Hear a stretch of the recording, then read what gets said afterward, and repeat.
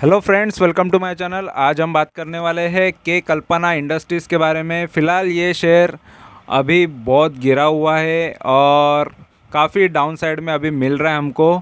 तो इस पर मेरी क्या स्ट्रेटजी ये मैं बताने वाला हूँ। फ़िलहाल यहाँ पर थोड़ा इसका बिज़नेस दिखा देता हूँ जो नए लोग होंगे उनके लिए, ठीक है, और जो पुराने हैं उनके लिए तो बाकी की डिटेल्स मैं आगे दिखा ही दूँगा। तो फ़िलहाल फटाफट हम इसके बिज़नेस के बारे में जान लेते हैं, क्योंकि ऑलरेडी 2-3 वीडियो इस पर मैं बना चुका हूँ, ये भी मैं दिखा दूँगा।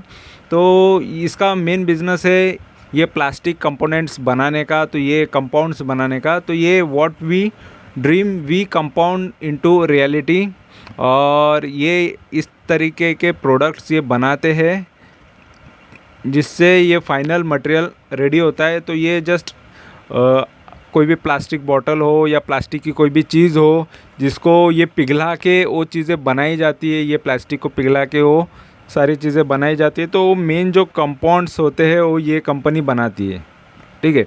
जैसे वायर्स के लिए भी जो प्लास्टिक यूज़ होता होगा, और ये ग्रैनुलेट्स, ये भी जो भी ये चीज़ें यहाँ पर आपको दिखाई दे रही है, यही इसका मेन बिज़नेस है, ठीक है। और इसके बारे में ऑलरेडी मैंने 2-3 बार भी बता चुका हूँ, ये मैं बता देता हूँ।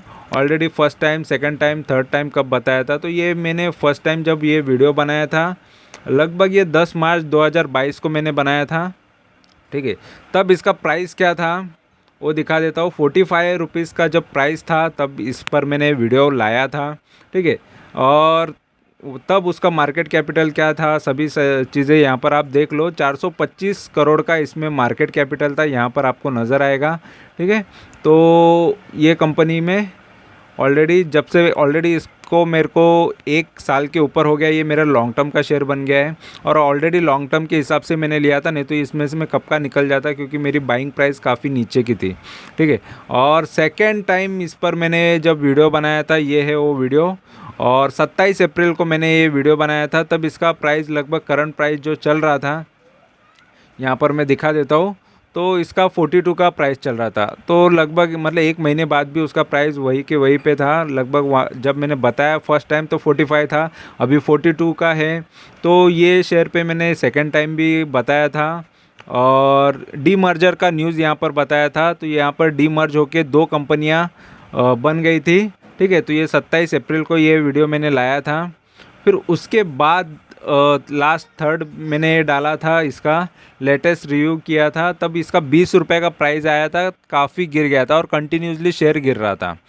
तो इस पर मैंने 1 जून को ये वीडियो डाला था, वीडियो बनाया था। तो कंप्लीटली जो भी डिटेल्स मैंने इसमें बताई आप देख सकते हो पूरे वीडियोस फिर से, ठीक है, जो जिन्होंने नहीं देखा है। और अभी लेटेस्ट में ये कंपनी के बारे में क्या बताना चाह रहा हूँ ये मैं आपको दिखा देता हूँ। फ़िलहाल यहाँ पर ये शेयर जो अभी भाव चल रहा है, देखो 14 का, मतलब मेरे थर्ड वीडियो में जब मैंने इसका 20 रुपये का भाव था तब मैंने बताया, मतलब काफ़ी गिरावट ये शेयर में देखने मिली है। लगभग ये 13 रुपये तक ये जा चुका है, 13.5 रुपये का। तो काफ़ी बुरा हाल हो चुका है। मतलब ये 63 का एक टाइम पे हाई था, मैंने इसको लॉन्ग टर्म के लिए लिया था, लॉन्ग टर्म से ये काफ़ी गिर गया है। लेकिन एक चीज़ इसमें हुई है, वो है उसका डी मर्जर, और डी मर्जर से हमको फ्री में शेयर्स मिल रहे हैं डी डेव प्लास्टिक के। तो डी डेव प्लास्टिक का शेयर का मैं यहाँ पर दिखा देता हूँ ऑलरेडी किस तरीके से चेक किया जाता है CDSL NSDL पर। तो ये चीज़ मैंने आपको बता दी है। तो फिलहाल यहाँ पर मैं ये NSDL पे दिखा दे रहा हूँ, ठीक है। तो यहाँ पर डी डेव प्लास्टिक यहाँ पर आपको नज़र आ रहा रहेगा, ठीक है। बाकी चीज़ें ब्लर हो जाएगी क्योंकि ऑलरेडी यहाँ पर बाकी डेटा मैं नहीं दिखाना पसंद करता, क्योंकि जो भी डिटेल्स है मेन चीज़ें है कि यहाँ पर डी डेव प्लास्टिक मेरे डीमैट अकाउंट में है, और IPO अलॉटमेंट इन प्रोसेस बता रहा है। अभी तक बहुत लोगों को यही सवाल होता है कि यार डी डेव प्लास्टिक का शेयर कब आएगा। अभी भी इनका प्रोसेस चल रहा है, तो इसमें मेरी गलती नहीं ना किसी और की भी गलती नहीं, ठीक है। तो जो भी है इनका प्रोसेस थोड़ा स्लो हो गया है, नहीं तो तुरंत मिल जाते, क्योंकि मेरे पास ऑलरेडी ऐसे बहुत 8-8.5 साल में बहुत ऐसे शेयर्स आए थे जिनका डीमर्जर के बाद नए शेयर्स मिले हैं, ठीक है। उनकी कंपनी का नाम नहीं सुना होता, लेकिन उनकी कंपनियां मिल जाती है। सिंटेक्स प्लास्टिक का भी मुझे ऐसे डीमर्जर के साथ मिला था, ठीक है। तो और सुवेन फार्मा का भी मुझे ऐसे ही मिल गया था, सुवेन लाइफ साइंस के साथ उसका डीमर्जर हुआ था। तो ऐसे शेयर्स तुरंत मिल जाते हैं जैसे न्यूज़ आने के बाद, क्योंकि बहुत टाइम तक तो वो शेयर डाउन में दिखता है, लेकिन जब आपका शेयर वो आ जाता है डीलिस्टेड, मतलब नया वाला शेयर आ जाता है, तो आपका प्राइस प्रॉपरली दिखना चालू हो जाता है, मतलब बैलेंस हो जाता है आपका पोर्टफोलियो का अमाउंट, ठीक है। तो नहीं तो तब तक वो डाउन में ही नज़र आता है। तो ये चीज़ होती है। और यहाँ पर आप देख सकते हो कि इसका जो आपको डीडेव प्लास्टिक का जो इंडस्ट्रीज़ का शेयर दिख रहा है वो प्रोसेस में दिखा रहा है। और यहाँ पर के कल्पना इंडस्ट्रीज़ का भी शेयर है देखो, और new equity share with face value जो है इसका 2 आफ्टर सब डिवीज़न, जब इसका सब डिवीज़न के बाद इसका फेस वैल्यू क्या है, ये सारी चीज़ें बताया है, ठीक है। तो फिलहाल अभी ये शेयर काफ़ी गिरा है और ऑलरेडी इसका डीडेव प्लास्टिक का शेयर आपको मिलेगा, लेकिन यहाँ पर मैं बताना चाहूँगा कि ये शेयर को मैं क्या करने वाला हूँ। तो ये शेयर को मैं जल्द से जल्द अभी निकालने वाला हूँ। के कल्पना इंडस्ट्रीज़ का शेयर, डीडेव प्लास्टिक का शेयर मेरे पोर्टफोलियो में, मतलब मेरे डीमैट अकाउंट में हमेशा रहेगा। ये मैं आपको दिखा दूंगा, क्योंकि जब तक वो लिस्ट नहीं होगा बेच भी नहीं सकते। तो जब आएगा तब आएगा, लेकिन अभी मैंने इसके शेयर लगभग मेरा 22 का प्राइस था, इसका एवरेज प्राइस, उसको मतलब मैं लगभग 2 गुना 3 गुना प्रॉफिट में था, लॉन्ग टर्म के लिए लिया था। लेकिन इसका डीमर्जर के बाद ये थोड़ा नीचे आया, लेकिन यहाँ पर फिर भी लॉस में नहीं हूँ, क्योंकि मुझे फ्री में जो डीडेव प्लास्टिक के शेयर्स मिल रहे हैं उसका जब लिस्टिंग होगा तो उसका भाव अलग होगा, और इससे ज़्यादा होने की उम्मीद मैं कर रहा हूँ, ठीक है।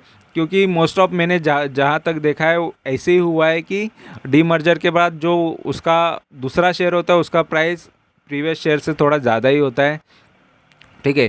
तो ये चीज़ मैंने देखी, इस वजह से मैं जस्ट बता रहा हूँ, ठीक है। और यहाँ पर इस उसका अगर प्राइस इससे ज़्यादा होता है, जैसे ये 14 का है और वो 30 का होता है, तो हमारे लिए वो चीज़ हमारा बैलेंस हो जाएगा, जो प्राइस था, जो हमारा इन्वेस्टमेंट प्राइस था, ठीक है। लेकिन यहाँ पर अभी ये शेयर को मैं निकालना इसलिए क्योंकि ऑलरेडी वो तो शेयर मेरे डीमैट अकाउंट में है, वो तो मिलना ही है, उस वो जाएगा नहीं, ठीक है। लेकिन इसको मैं बेच सकता हूँ, क्योंकि इसका जो एलिजिबिलिटी था वो एलिजिबिलिटी मैंने तो पास कर दिया, लेकिन अभी मुझे डाउन में दिख रहा था, इसलिए मैं ले लिया इसको। और इसका एवरेज प्राइस मैंने लगभग 15 रुपये का एवरेज प्राइस किया, जो 22 रुपये का प्राइस था उसको मैंने 15 कर दिया है। और अभी 15 के वजह से अभी ये 15 के ऊपर जितना जाएगा तो इसमें से मैं अच्छे रिटर्न्स लेने की उम्मीद कर रहा हूँ कि यहाँ से मैं बेटर रिटर्न्स लेके निकल जाऊँगा। ये शेयर में से भी अच्छे रिटर्न्स लेके मैं निकलने की कोशिश करूँगा, क्योंकि ऑलरेडी अभी मुझे लग रहा है कि अगर अपने पास दूसरा शेयर है तो ये शेयर को क्यों रखे, वो भी हमारे लिए लॉन्ग टर्म के लिए रह जाएगा, और उसको भी जब निकालना है तब मैं निकाल दूँगा। लेकिन अभी सेम कंपनी के 2-2 शेयर रखने से अच्छा मैं ये शेयर को निकाल के इसका पैसा बना लेता हूँ, ठीक है। तो अभी स्ट्रेंथ इसमें एक है जो है इसका 0 प्रमोटर प्लेज बता रहा है, और 12 वीकनेसेस हो गई ये कंपनी में।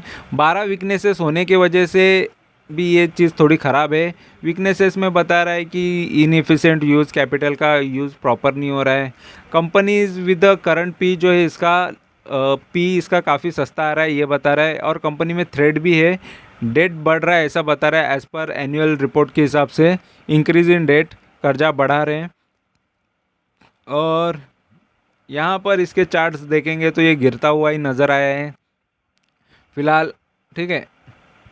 तो एक रेंज में रहा बहुत टाइम तक, ये रेंज में रहा, काफ़ी टाइम तक रहा, मतलब लगभग ये अप्रैल तक अच्छे वही रेंज में रहा। लेकिन अप्रैल के बाद ये गिरना कंटिन्यूस चालू किया इसने, और ज़बरदस्त इसने गिरावट दिखाई।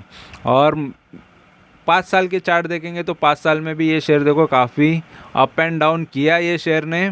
और यहाँ पर आप देख सकते हो 12-13 रुपये का प्राइस आ गया था, फिर से ये अपसाइड मारा था, मतलब पहले भी एक बार ये 12-13 आ चुका था फिर से, लेकिन वो प्राइस से काफ़ी बढ़ गया था और ये 63 बन गया था। तो 12-13 ये बना था, तो वो टाइम पे कोविड का टाइम था। फिर उसके बाद ये एक ही रेंज में चला, अप एंड डाउन हुआ काफ़ी, फिर उसके बाद अभी ज़बरदस्त गिरावट इसने देखने मिली है, ठीक है। तो 5 साल 2-3 साल के या 2 साल पुराना इसका लो इसने मारा है। और फिलहाल और मैक्स की बात करेंगे तो ये एक टाइम पे 50 पैसे का शेयर हुआ करता है, 40 पैसा भी यहाँ पर नज़र आया है, ठीक है, 20 पैसा भी नज़र आया है। तो 20 पैसे का शेयर ये इतने बेटर रिटर्न्स इसने दिए हैं। तो ऐसे ही पेनी स्टॉक होते हैं कोई कोई कि अच्छे खासे रिटर्न्स दे देते, तो इसने दिया है लॉन्ग टर्म के हिसाब से। लोगों ने जिसने इसका बिज़नेस पे विश्वास किया, भरोसा किया, उनको इसने बेटर रिटर्न दिए लॉन्ग टर्म में। 20 पैसे का शेयर लगभग 63 तक पहुंच गया था, ठीक है, लेकिन इसने अप एंड डाउन भी काफ़ी किया है। तो ये चीज़ें होती रहती है, लेकिन जो पेशेंस रखता है उसको मिल जाता है।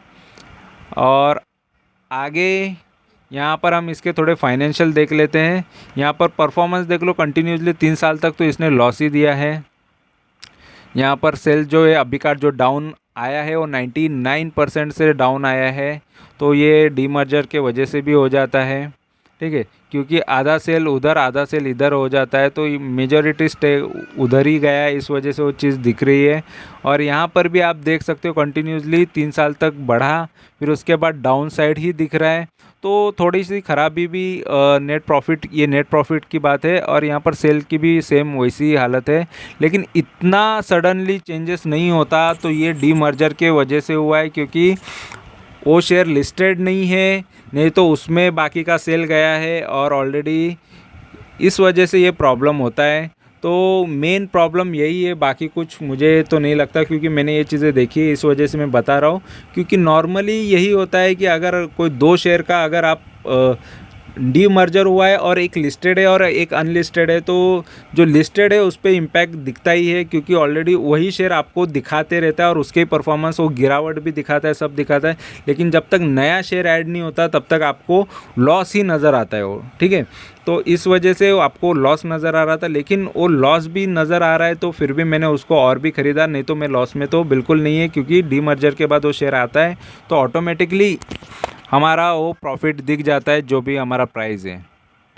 तो उनकी लिस्टिंग प्रोसेस काफ़ी स्लो लग रही है, क्योंकि ऑलरेडी इतना टाइम नहीं लगता, सभी लोग परेशान हो गए। लेकिन यहाँ पर आपके डीमैट अकाउंट में दिख रहा है, मतलब है आपके पास वो शेयर, ये याद रखना, ठीक है।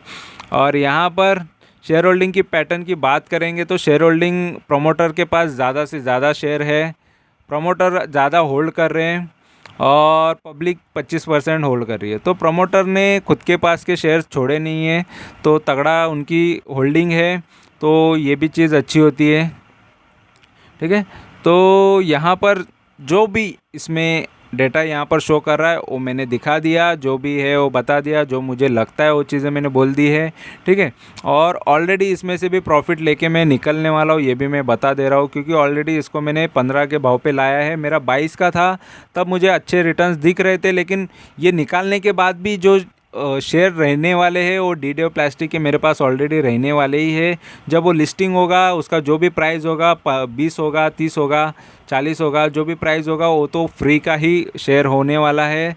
तो उसको भी जब निकालना है तब निकाल दूंगा, या फिर उसको लॉन्ग टर्म रख सकता हूँ, क्योंकि मैंने देखा है डीमर्जर के बाद जो नया शेयर आता है वो काफ़ी अच्छा ग्रो करता है। तो मैंने देखा है वो बढ़ते हैं वैसे शेयर्स। तो मैंने मेरे एक्सपीरियंस के हिसाब से बता रहा हूँ कि वो शेयर में कुछ ज़्यादा करने की ज़रूरत नहीं पड़ने वाली है, वो शेयर ऑटोमेटिकली बढ़ते हुए, क्योंकि वो मेन होती है, बड़ी कंपनी होती है नॉर्मली। तो आगे देखेंगे जो भी है, और जो भी अपडेट आएगा वो मैं बता दूंगा। लेकिन इसमें से निकलने के बाद भी वो चीज़ें मैं बता दूंगा कि ये शेयर को मैं कौन से भाव पे बेच रहा हूँ, कितने परसेंटेज लेके बेच रहा हूँ उसमें। और मेरा मिनिमम तो टारगेट होता है 20-21% से ज़्यादा ही लूँ, या 21% तो मिनिमम लूँ। तो जो भी परसेंटेज मैं यहाँ पर कमाऊँगा, मैं ज़्यादा परफॉर्मेंस पे ध्यान देता हूँ।